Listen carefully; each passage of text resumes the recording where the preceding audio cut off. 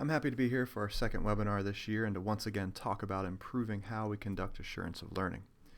In this accreditation webinar series that began last year, we've been walking through each stage of the process, from input, like writing your goals, choosing measures, to throughput, collecting outcomes and documenting your results. Today, we'd like to discuss what happens towards the end of that process, namely, how do we transform our results into actions? And so the title for today's webinar is From Results to Action, the what, when, and how of learning interventions. Please feel free to send in your questions and comments throughout the webinar. We'll have some time at the end to address those. You know, it's interesting. Once we get to the end stage of our assurance of learning processes, where we've analyzed our outcomes, we often feel we can see the finish line. Yet it's here where our job becomes often the most difficult and, quite frankly, rather frustrating. Sometimes you might even feel a little bit like Sisyphus, pushing that boulder up the hill that is accreditation, assurance of learning data, all the while having it fall back down. After participating in my own institution's assurance of learning process and helping dozens of schools with theirs, I've noticed there's at least 3 key flashpoints that occur when we're closing the loop with our assessment data, when we're trying to transform results into action. And these are how to draw meaningful conclusions, how to design practical interventions, and how to address application obstacles. And so we'll use these 3 flashpoints to organize the webinar today, and we'll walk through each of these and ways to overcome some of these challenges. So let's start with the first. There's when we're talking about drawing meaningful conclusions from our data, it really requires understanding and considering 3 key components: the need for outcome specificity, the Criterion Problem, and the context of the numbers themselves. What's interesting here, you've collected all these data. You might have fantastic summary tables where you're showing descriptive statistics, percentages of students that are above and below different benchmarks. You've plotted out these benchmarks perhaps with graphs over time, and you can see the change scores and so forth. What's interesting here is so often people become stuck at this point, simply staring at all of these data in this wonderful format, really trying to figure out, well, what do I do with these data? What comes next? Much of this is driven by the level at which we examine our results, which are generally at the aggregate level of our learning goals across our entire program. And no matter how hard we stare at these numbers, they may not give us what we need when it comes to understanding where we should focus our intervention efforts. What we really need is more detail, outcome specificity. So take, for example, an MBA program learning goal that's cross-functional knowledge integration. So it's kind of a common learning goal. And let's say we assess this with a simulation-based assessment called CompXM, and it was in our MBA capstone. So here, in this example, you can see the precise metrics that are derived from this assessment, and we can plot how well people did above and below our benchmarks that we set. And in the simulation-based assessment, you can see they're making decisions on different areas, and they're also being presented with test questions that tap into different topics. So what we really need to get beyond the sort of analysis paralysis is a more detailed drill down to the metrics that comprise our goal measurements. And so to take the example a bit further, you can see once we have this level of detail, we can begin to see patterns of where our students aren't performing as well, which reveal areas for possible intervention at the curriculum level. And so here you can see there seems to be a common theme around financial accounting where our students are below our benchmark. Obtaining the necessary specificity in our data also requires having a systematic roadmap of our assessment process.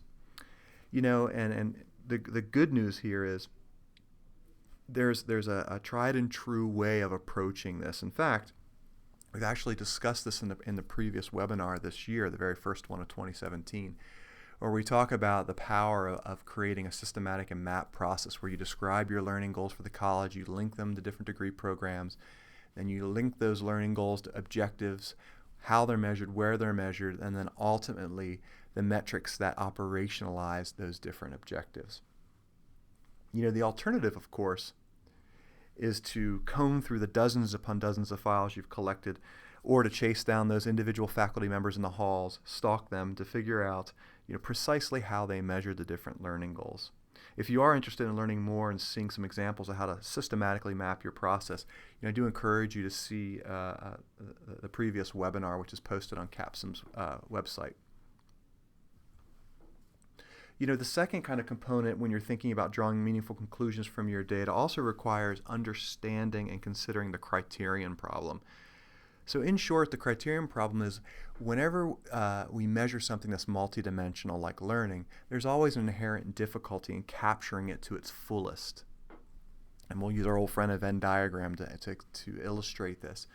So the blue circle is essentially everything that represents true learning, authentic learning, if you will. And then the green circle is what we actually collect during our assurance of learning process. Now, we would hope that there's a strong overlap between these two, which creates a valid assessment. But we know in reality, no assessment is perfect. And there's some other key implications with recognizing and considering the criterion problem. No single measure will ever be perfectly valid.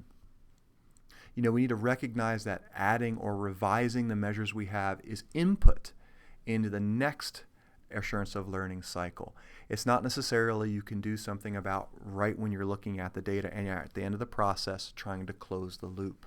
Because of this, having when you're on faculty committees around assurance of learning accreditation, arguing about the measures at this stage, at late stage in the process is pretty unproductive. These are things that you should take note and fix for the future, not necessarily continuing to look in the rearview mirror, so to speak. Admit the limitations in your current data and then move on and start talking about what you're going to do about the data and the results that are in front of you.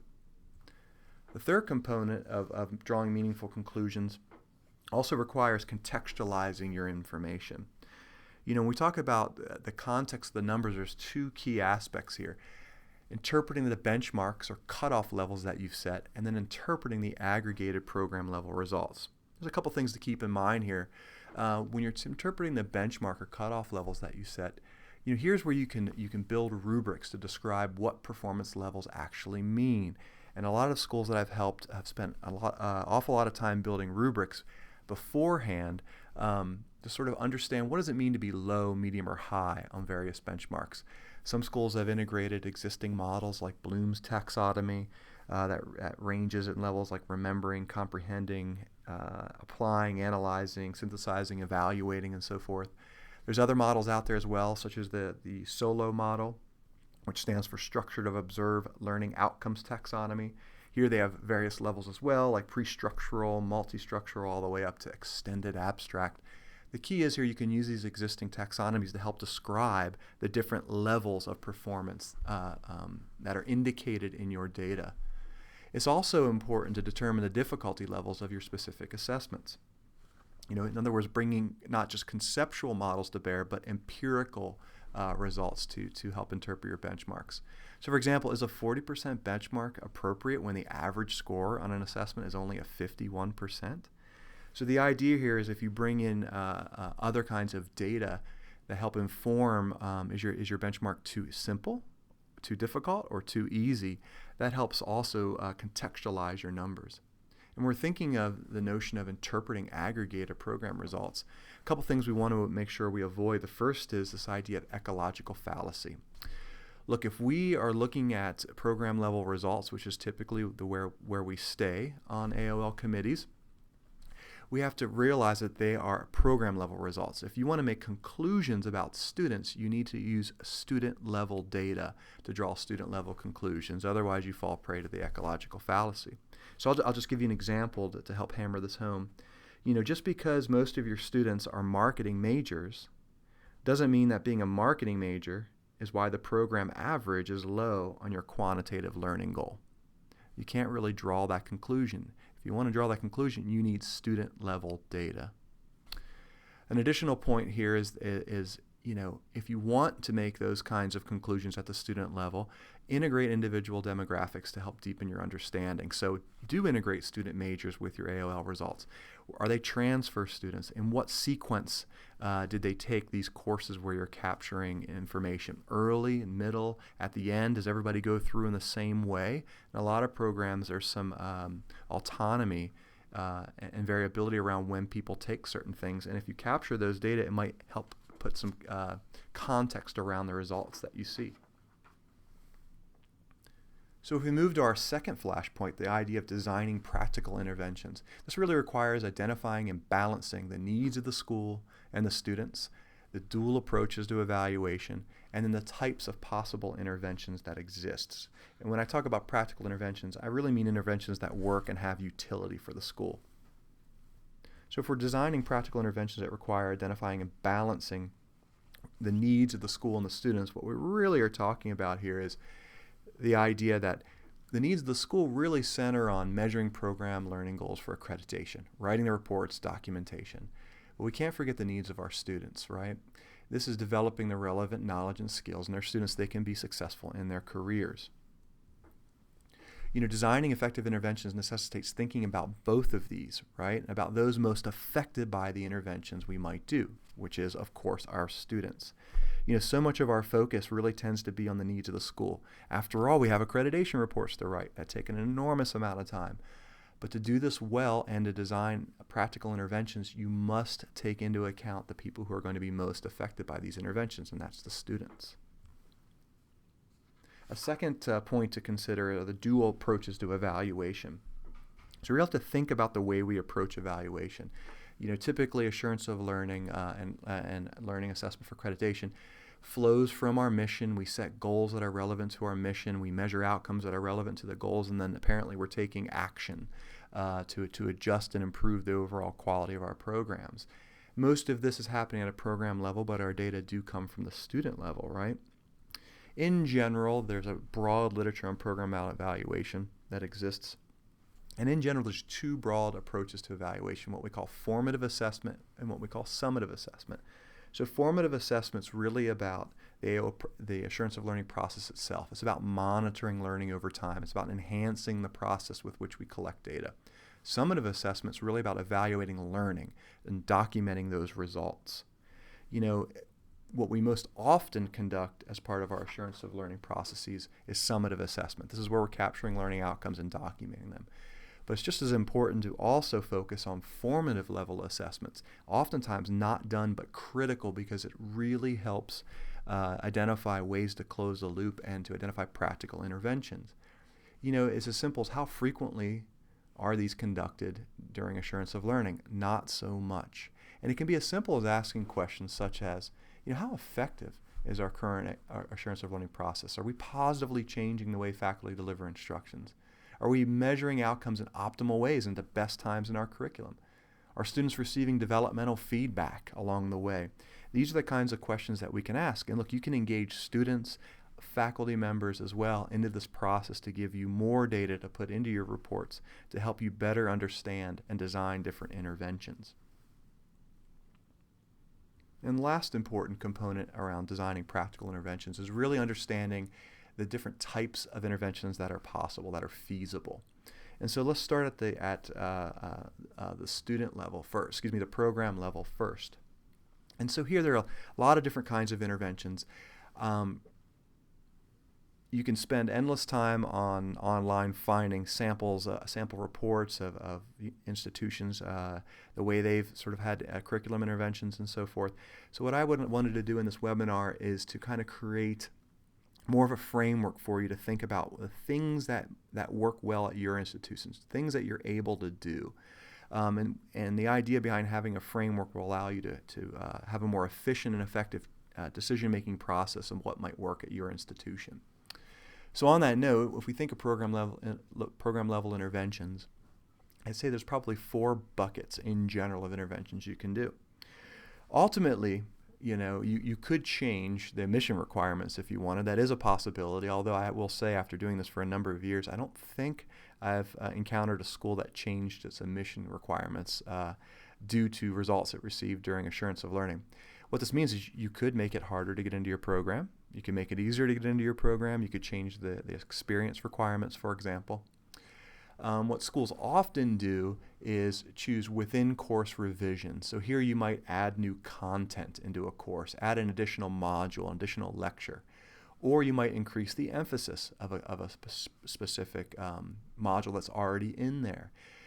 For example, increase the amount of time you talk about, balancing income statements, or assessing the effects of depreciation on financial statements, or increasing the amount of emphasis you place on ethical decision making, for example. You might also include additional practice opportunities for students within the existing curriculum, within existing courses. You could also change the curriculum itself. Here it's things such as adding a brand new course or adding new assessments throughout the course. So you might add another course that dives into areas that are in need. And finally, beyond just the curriculum itself, you could do co-curricular revisions, things like boot camps, things that are outside the required courses that students attend. So a boot camp, let's say, on Excel skills, for example, or things they do students do at the beginning of the program at orientation and such. So let's move to the student level now. I will circle back and talk a little bit about this idea of introducing new assessments in a moment. So I ask for you just to hold on here, because that is an important opportunity that's often missed by schools. We'll return to that in a second. So when we think about student level interventions, we have to remember ultimately any intervention we do, even if we think of it at the program level, we're ultimately impacting students. Students are the people that are affected by it. So here we're really talking about, when we say student level interventions, we're talking about interventions that are often self-directed in nature by the students. And so here are some examples. We could change the onboarding activities. We could have preparatory modules or targeted training. So for example, a preparatory module could be short learning lectures or activities that are online, like a short math class or a business statistics refresher. We could also offer those in a very targeted way, where we offer short training for certain students. So let's say those that come into our programs at the graduate level that are not business majors, or transfer students, for example, from other institutions that come into our programs. We might have very specific training that they have to go through before they start taking our core curriculum. There's also career development interventions. So a lot of schools I've seen use passports. And this is the idea that you're kind of have this passport that gets stamped as you attend various number of career-related events. And students are required to have a certain number of these attendance stamps, if you will, on their passports. We could also use directed career coaching. So here the idea is you focus on the specific areas that are identified during your assurance of learning process, and then offer very specific career coaching around those different kinds of competencies, offering resources and partnering with your career center to do some of this work. And finally, you could integrate skill-related assessments that are developmental in nature. So these can be in class or co-curricular, but the point here is they're about development, more about development, not grading. So using assessment centers or certification test preparatory courses, using business simulation-based assessments where students have a chance to get developmental feedback on not only are they able to understand the material, but can they apply it effectively as well. So I just wanted to kind of make this a little bit clearer here and give a couple examples of these interventions, just to make it even pop a little bit more for you. So take an example where we're trying to do an intervention on functional skills, so business functional skills. And so here's an illustration of a functional skill learning goal with results summarizing about 3 years of undergraduate data. So we look at our item level analysis, and again, I'm using an example, a simulation-based assessment called CompXM. And we see kind of our average scores here. And we notice there seems to be 3 that are particularly low, calculating the book value, depreciation expenses on financial statements, and stuff around the accounting equation. And this could trigger both program and student level interventions. So for example, at the program level, we could do a within course revision. Let's say we don't have enough space to change or add a new course. We could do within course revision. So we can increase the content around these 3 topics. Maybe add an additional reading, expand the lecture, or even have an in-class exercise that ensures that the students are practicing these types of skills and knowledge. We could also do student-level interventions where we have a self-directed learning component, where on all of our we have a common posting to our class learning management system of outside resources for students. So across all the courses that teach our finance and accounting courses, there's a common posting to the learning management system that points students to these other resources that exist outside. So switching gears, let's talk about an illustration of an interpersonal related learning goal. Here, let's say it's for leadership skills, and let's say it's our MBA program. And part of our onboarding, our orientation for our MBA program, we have them complete a multi-source feedback exercise, right, where they're capturing various skill-based feedback from their peers, direct reports, and managers. And we're using an instrument called CAPSIM 360 here. So we get this information from the program, all these entrants into our program, and we're looking at these different skill assessments here. And it turns out, as a cohort, the leadership and ethical skills are a bit low compared to these other types of scores. And so here we might offer program, again, and student level interventions. So at program level, we could do things like expand our speaker series that we may already have. So we invite different executives to come in, and maybe we have different topics now, one on pitfalls of leadership, one around ethical decision making in leadership. We could also inform our career services to provide directed career coaching on these different skills, help students develop individual development plans, point them to outside resources as well to help develop up these competencies that seem lower than what we would like. Student level interventions could include a self-directed intervention where there's an online debriefing that we create that talks about the importance of feedback, how you're supposed to develop while you're in school, maybe talks about the pitfalls of overconfidence. We could also have a guided intervention where there's an actual assignment. It's an application exercise where they have to link their gaps to their career plan, develop an action plan for developing up these skills, have them sort of focus on employability and these sorts of things as well. Now, I promised I'd circle back with the idea of using assessments as an intervention, because this is really important. It is very rare in my experience that schools realize that a very useful and powerful intervention is introducing new assessments into the process. So typically, if we think of a program, we have sort of our entry point. We have, in this case, let's say 12 different core courses, and we capture learning goals usually towards the end. But what we often forget is there's other opportunities to capture earlier information, whether it be co-curricular in boot camps or orientation, or just earlier in our curriculum itself. So one way to think about this is that, think of the notion of pre-testing, if you will. Very few schools recognize that these are opportunities for intervention. There's a substantial value in considering new assessments, especially around the pre-testing. We'll call it the power of pre-testing, if you will. Look, there's a lot of advantages here. First, it's a flexible alternative for closing the loop. Look, a lot of schools, when they're really stuck on what to do with the results that they have, an intervention in and of itself is collecting more data, because that allows you to sort of better understand what's happening. Look, review committees are completely fine with that.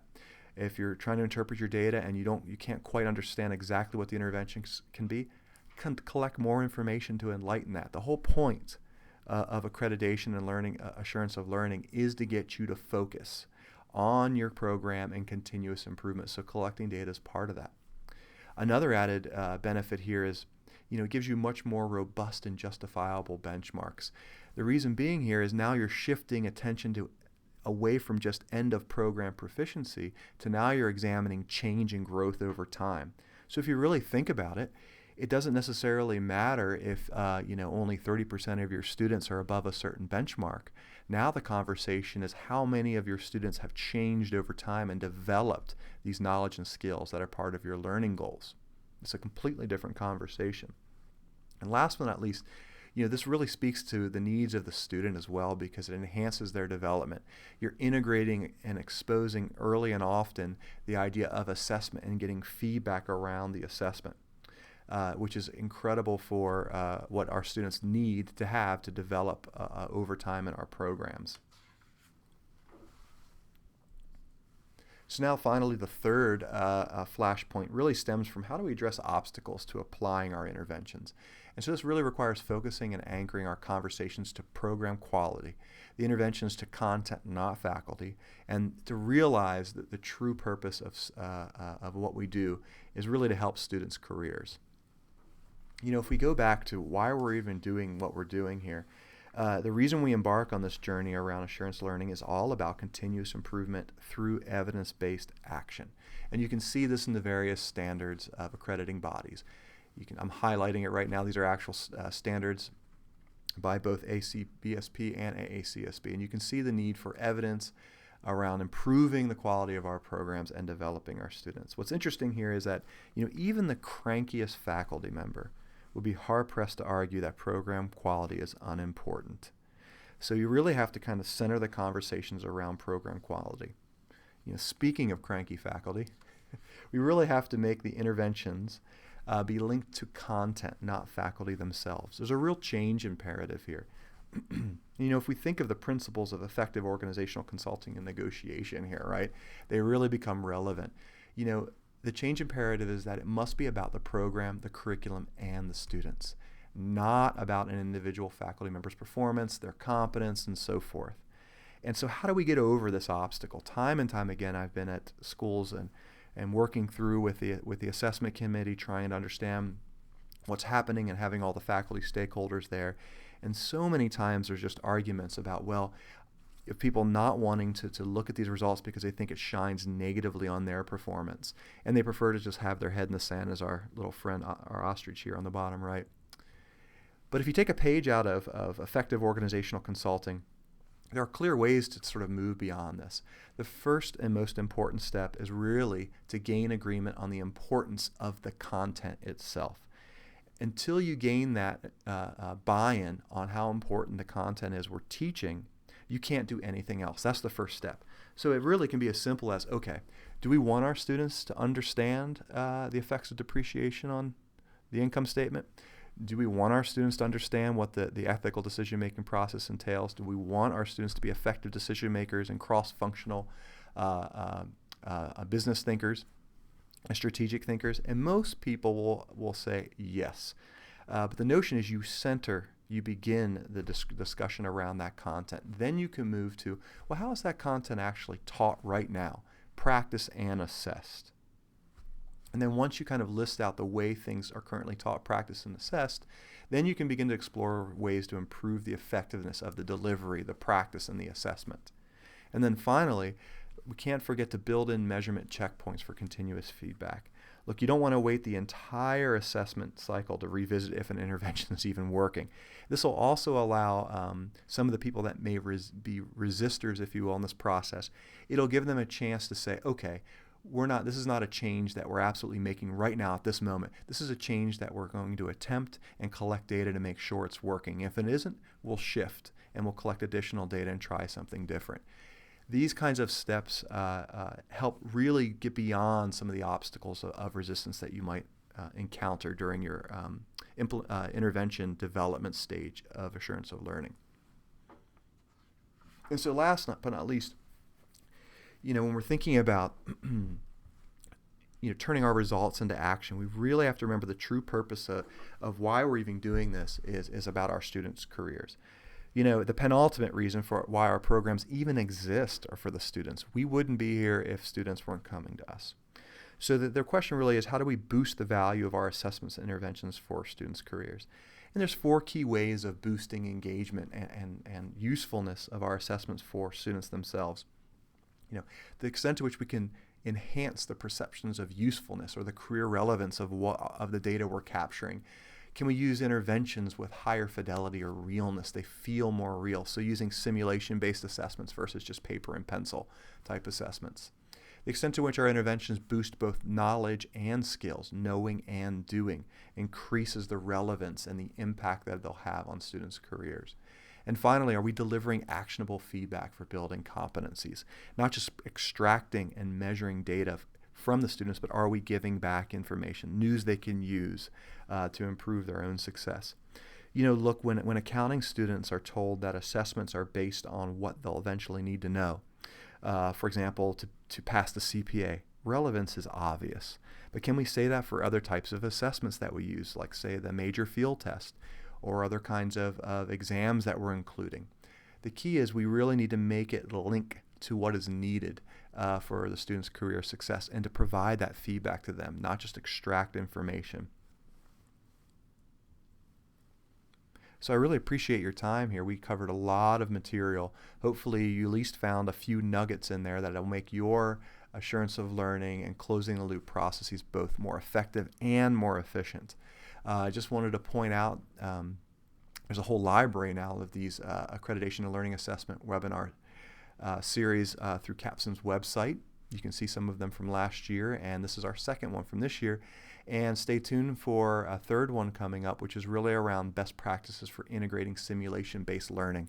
Here we're going to take the last 30 years of research on simulation-based learning and extract, does it work, and how can we make it better? So again, I appreciate